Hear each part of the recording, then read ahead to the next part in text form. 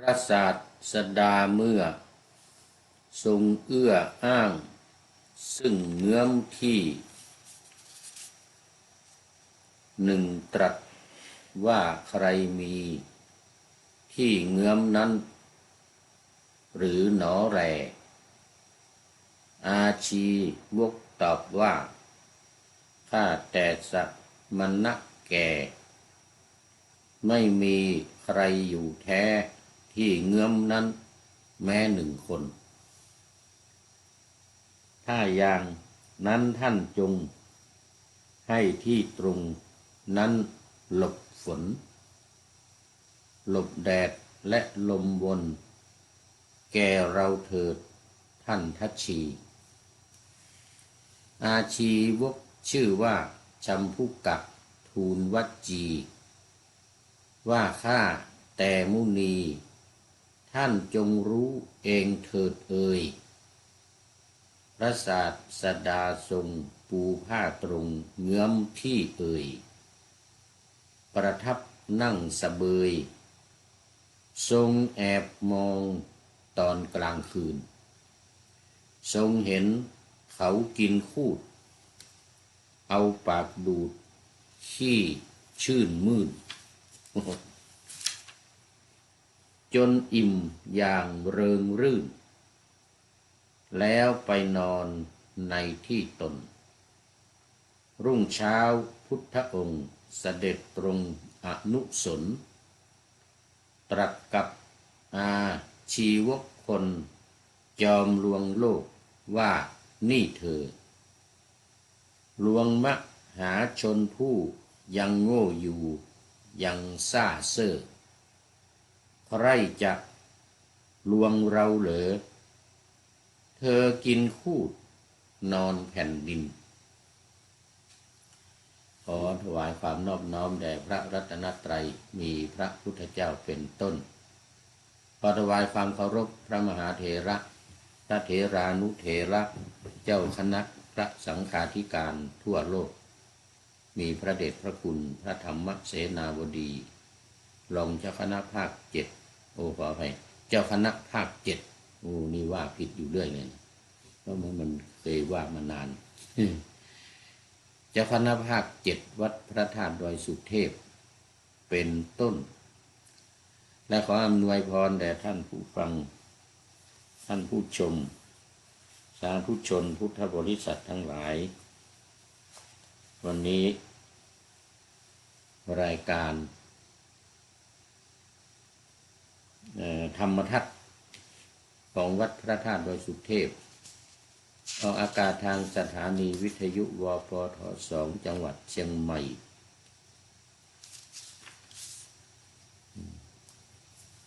มีร้อยเอกจำนงปัญญาวัฒโนเป็นหัวหน้าสถานีและอาตมาภาพและครูปริยัติยานุศาสตร์เป็นผู้บรรยาย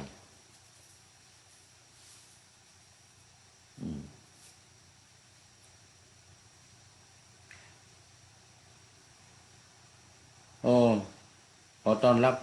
คุณโยมสายสมรน้อมกราบสาธุสาธุสาธุเนี่ยมาตั้งแต่นานแล้วเข้ามา2 นาทีแล้วตั้งแต่ไก่ยังไม่ทันโหกำลังปะหน้าธรรมาสอยู่ปะหน้าธรรมาสยังไม่เสร็จเข้ามาแล้วตามมาด้วยเนนน้อยสังเหลือกราบไหว้สาครับหลวงปู่ครับผมสาธุสาธุเนนน้อยสังเหลือก็เข้ามาแล้ววันนี้นะวันนี้ถ้าจะมี FC เข้ามาเยอะอยู่เมื่อกี้ก็มาหลายคนนะทำไป1 รายการแล้วอันนี้เป็นรายการสำหรับวันพรุ่งนี้ธรรมทัศน์พรุ่งนี้ตอนเช้า7:30 นาที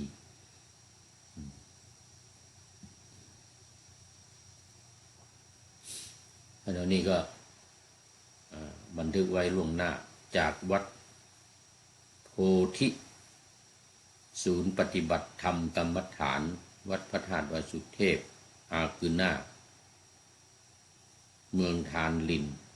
ประเทศเอสโตเนียนี่อาคารที่อยู่ในฉากหลังนี่เป็นกุฏิ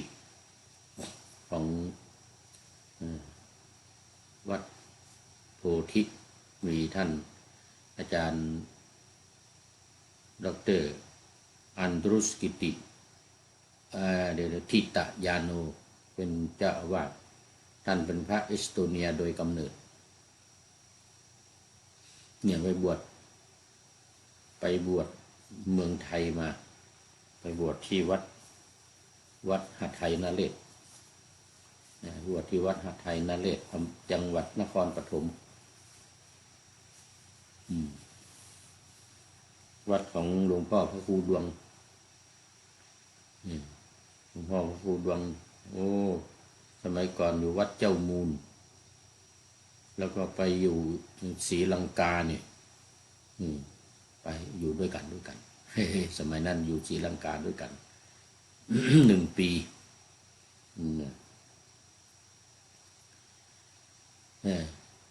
ท่านตอนนี้เป็นเจ้าอาวาสวัดหทัยนเรศ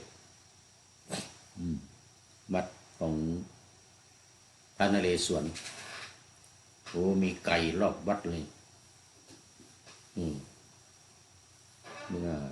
2-3 ปีก่อนโอ้หลายปีมาละไปนอนกับหลวงพ่อพระครูดวง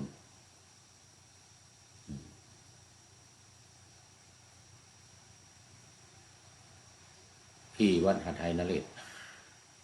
ท่านอันดรุสเจ้าอาวาสวัดโพธินี่ก็ไปบวชวัดหทัยนเรศเรียนจบมจร.ปริญญาเอกเป็นอาจารย์สอนอยู่มจร.อีก5 ปีตอนนี้มาตั้งหลักปักฐานสร้างวัดอยู่ที่ท้องถิ่นบ้านเกิดของตัวเองเดชพระคุณหลวงพ่อพระธรรมเสนาบดีก็ซื้อที่ดินซื้อบ้านหลังนี้กุฏิหลังนี้ให้ ตอนนี้ก็ตั้งหลักปักฐานอยู่เป็นหลักเป็นฐานมั่นคงท่านเป็นพระที่แน่วแน่ในทางพระพุทธศาสนามั่นคงในหลักธรรมกรรมฐานท่านทำปริญญาเอกนี่วิทยานิพนธ์นี่เรื่องสมถะกับวิปัสสนาและกสิณ10แน่วแน่มั่นคงมากมันก็มีพระอีกรูปหนึ่งคือท่านพระทิตเมธาอันนี้ก็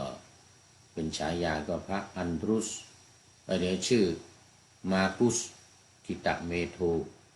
เขาไปบวชจากเมืองไทยเหมือนกันวัดหทัยนเรศไม่ใช่ว่าหทัยนเรศวัดเดี๋ยวลืมชื่อไปที่นครศรีธรรมราชจากจังหวัดนครศรีธรรมราชได้ฉายาว่า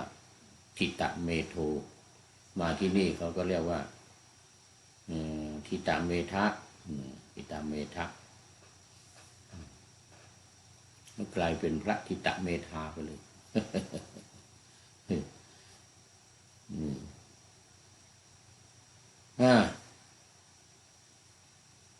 ตอนนี้ก็เดี๋ยวขอ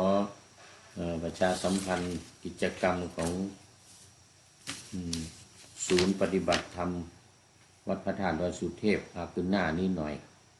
เดือนสิงหาคมทั้งเดือนเลยวันที่1ถึงวันที่31ว่างอยู่แค่2-3 วันคือวันที่1ถึงวันที่3เนี่ยศุกร์เสาร์อาทิตย์ก็ปฏิบัติทำกรรมฐานของพี่น้องชาวเอสโตเนียแล้วก็มีโยคีจากเมืองไทยบ้างที่อยู่ในทันลินมาร่วมปฏิบัติเช่นอย่างคุณโยม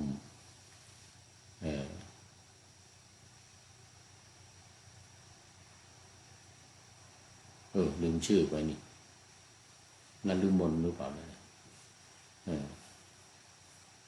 กับสามีคุณลุงมาปฏิบัติอยู่เป็นบางครั้ง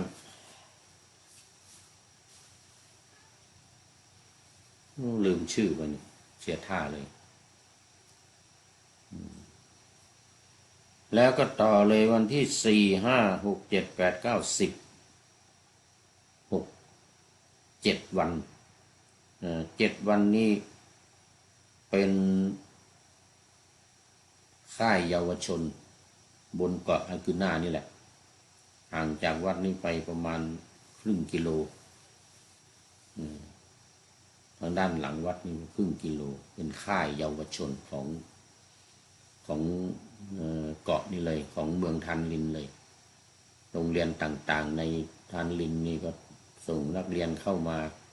อบรมเข้ามาเข้าค่ายแล้วก็ปฏิบัติธรรมกรรมฐานจากท่านดร.อันรุกิตยาโนนี่แหละเป็นกลุ่มเป็นโรงเรียนบางกลุ่มก็2 โรงเรียน 3 โรงเรียนนะ1 คืนนอน1 คืนสุดท้ายนอน3 คืนที่8 9 10นอน2 คืนที่8กับวันคืนที่9นี่สำหรับเยาวชนปฏิบัติธรรมโอ้น่ารักมากเราก็หยุดไป2 วัน11 12มาเริ่ม13 ถึง 18 6 วันอันนี้เป็นพี่น้องชาวฟินแลนด์หมู่สายของสามเณรศรัทธาโพธิเณรศรัทธาโพธิ8 วันเลย6 วันเลยทีนี้ขอต้อนรับคุณโยมภักดีอวดสุขไวยสาตุอุ้ยนี่เป็นตุอุ้ยแล้วในตอนนี้นะ เอสโตเนียมีข้าวหลามฉันก่อครับโอ้ต้องขออภัยเขาเนี่ยมาจ้างข้าวหลามมามีแล้วไม่ข้าวหลามก็มีตัวเขาแฝงเขามาหู้จักข้าวหลามมีที่นี่มีเอาส่งมาให้พ่อเนอส่งจากเชียงรายมาเลยส่ง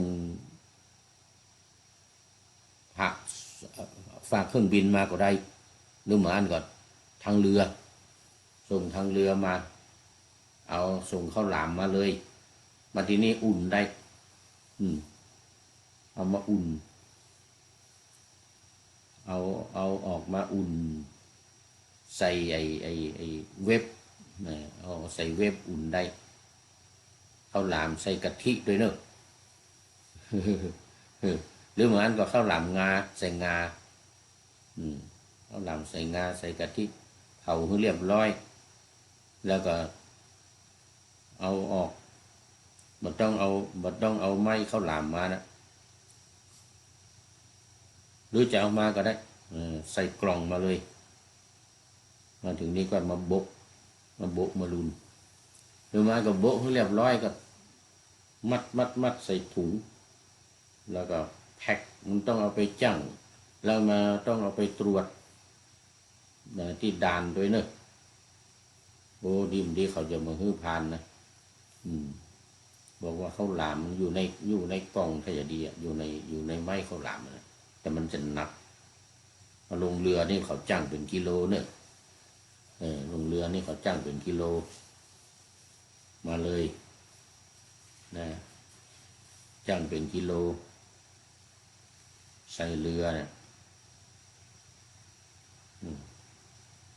ส่งข้าวหลามมาฮื้อกันมั้ง ส่งข้าวหลามมาฮื้อตุลุงกินข้าวหลามเขาไงที่นี่มันมีแล้วก็ไปวันที่23 24เสาร์อาทิตย์อันนี้เป็นการปฏิบัติกสิณโดยเฉพาะละกสิณท่านอาจารย์ดร.อันรุจิตายาโนเจ้าอาวาสวัดโพธินี่แหละเจ้าสำนักศูนย์ปฏิบัติธรรมวัดพระธาตุดอยสุเทพอาเกน่าจัดปฏิบัติกสิณธาตุกสิณวรรณกสิณ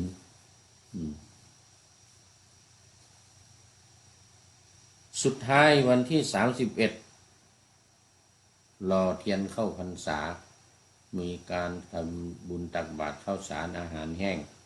ถวายพระตาหารเพลพระสงฆ์เจริญพระพุทธมนต์หล่อเทียนพรรษาแล้วแห่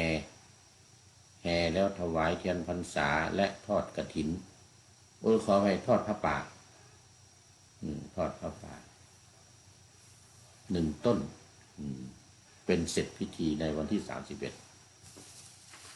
เอาละตอนนี้ก็เข้ามาสู่เนื้อหาสาระของธรรมะกันเลยวันนี้ยังอยู่ในเรื่องเดิมคือเรื่องของอาชีวกชื่อว่าชัมพุกะหรือชัมพุกาชีวกนี่เรื่องนี้ก็เกิดขึ้นที่เมืองราชคฤห์เกิดที่เมืองราชคฤห์อาชีวกคือนักบวชนอกศาสนาของเราสมัยนั้นก็เป็นศาสนาพราหมณ์ถือเองบวชเองนะไม่ได้มีใครบวชนะพวกเขาถือกันอย่างนั้นปฏิบัติอย่างเคร่งครัดยืนขาเดียวกินลมไม่กินข้าวปลาอาหารแต่ว่าตอนกลางคืนแอบไปกินขี้ว่างดีกินขี้กลา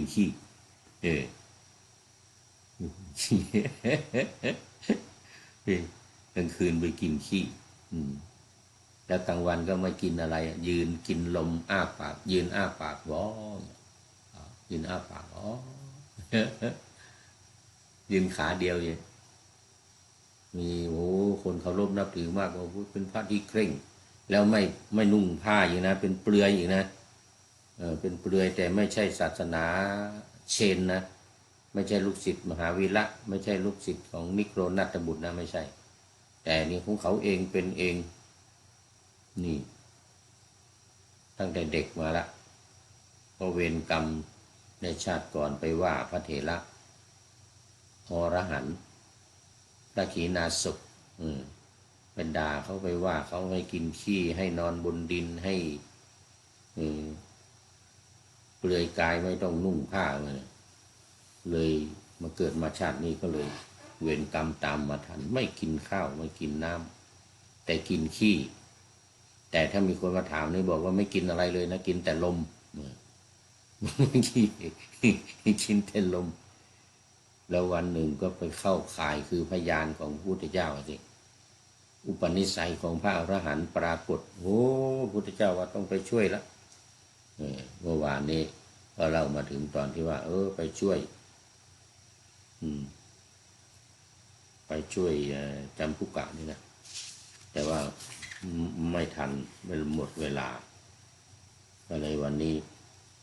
เมื่อวานนี้ไปช่วยละไปช่วยไปพูดไปคุยไปถามไปขอพักขอที่อยู่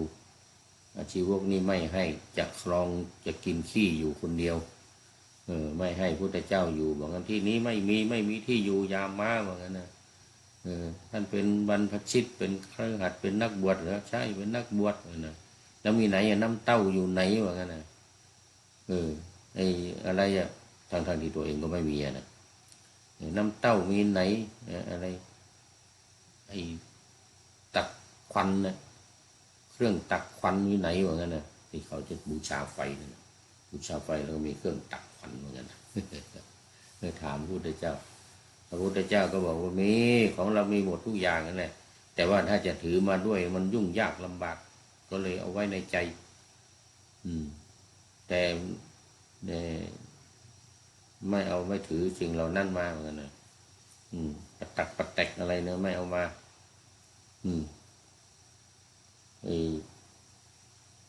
มีอยู่ในใจอยู่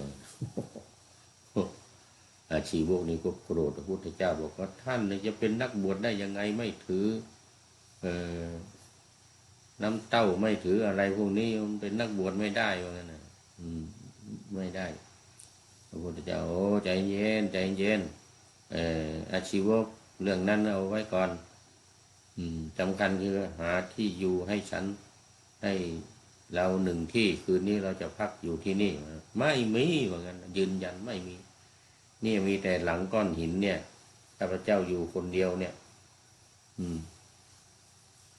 ทางโน้นก็อยากไปเหม็นขี้ว่างั้นนะทางโน้นอยากไปว่างั้นนะเหม็นขี้บอกพระพุทธเจ้าพระเจ้าก็ชี้ไปที่เงื้อมผาแห่งหนึ่งอยู่ใกล้ๆอยู่ใกล้ๆหินศิลาที่ชีวกนี่อยู่เพราะว่านั่นเนี่ยไอ้เงื้อมเขานั่นน่ะมันมีใครอยู่ที่นั่นน่ะไม่มีว่างั้นน่ะโอ้ถ้าอย่างนั้นเอาตรงนั้นแหละข้าพเจ้าจะอยู่ตรงนั้นที่เงื้อมผานั่นน่ะที่เงื้อมผาเงื้อมในเงื้อมผานั่นน่ะมันไม่มีใครเลยนะแต่มันที่ป่าหน้าธรรมะดีไว้นะพระศาสดาเมื่อทรงเอื้ออ้างซึ่งเงื้อมที่หนึ่งตรัสว่าใครมีที่เงื้อมนั้นหรือหนอแลอาชีวกตอบว่าข้าแต่สมณะแก่หนุว่าพุทธเจ้าสมณะแก่ ไม่มีใครอยู่แท้ที่เงื้อมนั้นแม้หนึ่งคนนะถ้าอย่างนั้นท่านจงให้ที่ตรงนั้นหลบฝนหลบแดดและหลบลมแก่เราเถิดท่านทัชชีอาชีวกชื่อว่าชัมพุกะทูลวจีว่าข้าแต่มุนีท่านจงรู้เองเถิดเอ่ยนะรู้เอาเองเถิดจะอยู่ก็ไปอยู่แล้วนะพระศาสดาทรงปูผ้าตรงเงื้อมที่เอ่ยประทับนั่งเสบยทรงแอบมองตอนกลางคืนมันไม่ไกลจากที่อาชีวกอยู่กล่าวว่าให้เห็นนะให้เห็นเพื่อจะเป็นพยานในการที่จะมากล่าววันพรุ่งนี้ทรงเห็นเขากินคูดเอาปากดูดขี้ชื่นมื่นโอ้โหจนอิ่มอย่างเริงรื่นแล้วไปนอนในที่นอนกินขี้กินอะไรเสร็จเรียบร้อยแล้วที่บอกคนทั้งหลายว่าไม่นอนนะเรานี่ยืนอยู่ตลอดยืนกินลมอยู่อย่างเงี้ยแต่กลางคืนแอบไปนอนกลางคืนก็เป็นนอนบนหลังก้อนหินนั่นแหละถ้าคนไม่มาแล้วคนไม่มีแล้วกลางคืนก็ไปกินขี้เสร็จแล้วก็มันนอนรุ่งเช้าพุทธองค์เสด็จตรงอนุสนตรัสกับอาชีวกคนจอมลวงโลกว่านี่เธอลวงมหาชนผู้ยังโง่อยู่ยังเซ่อซ่าใครจะลวงเราเหรอยังซ่าเซ่อใครจะลวงเราเหรอเธอกินคูดนอนแผ่นดินลวงเขาว่าไม่กินอะไรกินแต่ลมแต่กลางคืนไปกินขี้แล้วก็มานอนไม่ใช่หรือพระพุทธเจ้ารู้ทันเตรียมเรื่องที่จะมาโจทย์ให้จนมุมให้จนมุม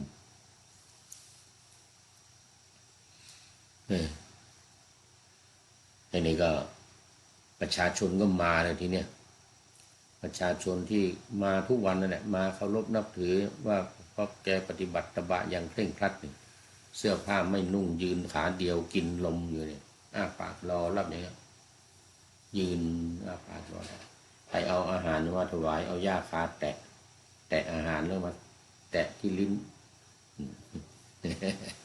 วิธีการของแกเนี่ยแตะหน่อยเอาหญ้าคาไปหญ้าคาแตะอาหารเขาแล้วก็มาแตะที่ลิ้นกินแล้วว่างั้นนะกินอาหารท่านทั้งหลายแล้วแต่เรานี่ไม่กินปกติกินล้มกินแต่ล้มท่านโกหกหลอกลวงเขาอย่างนี้ไม่ใช่หรือว่างั้นนะท่านอาชีวกนี้ก็ยอมรับเพราะว่าพระพุทธองค์เห็นหมดแล้วนี่ทอดพระเนตรแล้วตอนกลางคืนน่ะอยู่ที่เงื้อมผาแอบมองดูกินขี้เสร็จแล้วก็มานอนแกก็ยอมรับพุทธองค์ก็จึงแสดงธรรม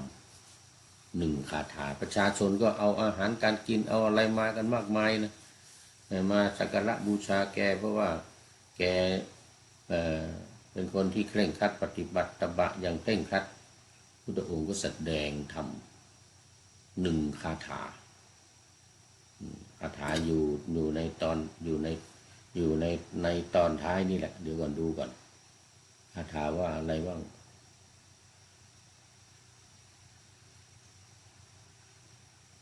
คาถานี้ยังไม่ใช่เดี๋ยวต้องว่าตอนท้ายคาถานี้ว่าตอนท้าย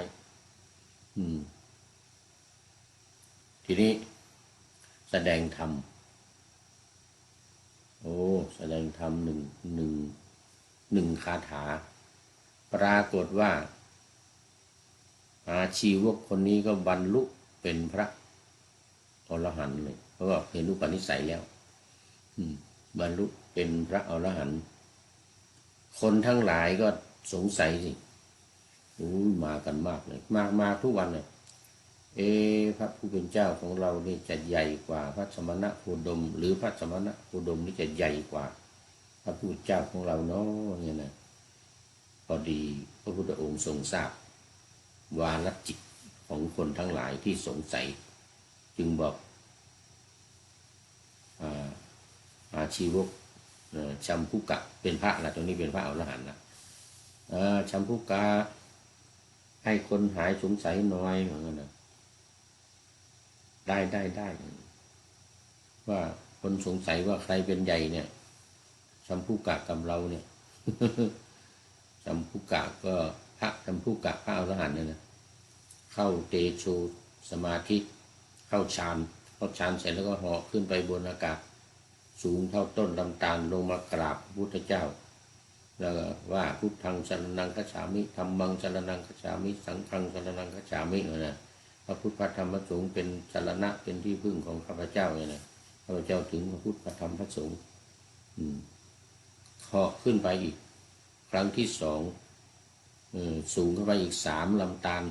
3 ต้นตาลต่อกันนะ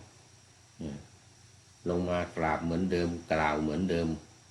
แสดงให้คนทั้งหลายเห็นว่าเป็นลูกศิษย์พระพุทธเจ้าเสร็จแล้วก็เหาะขึ้นไปอีก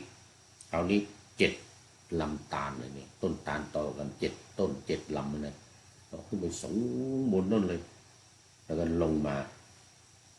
ก็กราบทูลพระพุทธองค์ว่าพระพุทธองค์เนี่ยให้คนทั้งหลายเห็นว่าองค์เป็นอาจารย์เราเป็นลูกศิษย์คนทั้งหลายจึงเชื่อจึงยอมรับว่าพระพุทธองค์พระสมณโคดมเนี่ยเป็นใหญ่กว่าเป็นอาจารย์ของพระผู้เป็นเจ้าของเรา84,000ฟังธรรมของพระพุทธเจ้าเลยทีนี้ทั้งเทวดาและมนุษย์ทั้งหลายเนี่ยพากันฟังธรรมของพระพุทธเจ้าบรรลุตั้งแต่โสดาบันไปจนถึงพระอรหันต์เลยทีเดียววันนี้ก็หมดเวลาไว้แค่นี้ก่อนคุณโยมภาคดีอวดสุขเป็นท่านสุดท้ายถามว่าข้าวหลามมีข้าวหลามกินไหม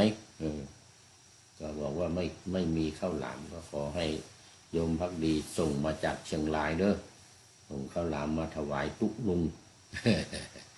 ตุอุ้ยวันนี้ได้เป็นตุอุ้ยละส่งข้าวหลามมาถวายตุอุ้ยเด้อขอนำรายการธรรมะทัดไปก่อนแล้วจะย้อนมาใหม่ในวันหลังเพื่อให้ท่านทั้งหลายได้รับฟังพระธรรมเทศนาเหมือนดังเดิมเป็นธรรมะในพระไตรปิฎก3ธรรมบทอันงดงามบรรยายเสริมอธิบายใจความเหมาะมาต่อเติมยกนิทานดั้งเดิมเสริมบทธรรมขอทุกท่านสุขกายสบายใจปรารถนาสิ่งใดอันเลิศล้ำจงเพิ่มพูนตามบุญงามและตามกรรมที่ได้บำเพ็ญไว้ทุกประการขอเจริญพร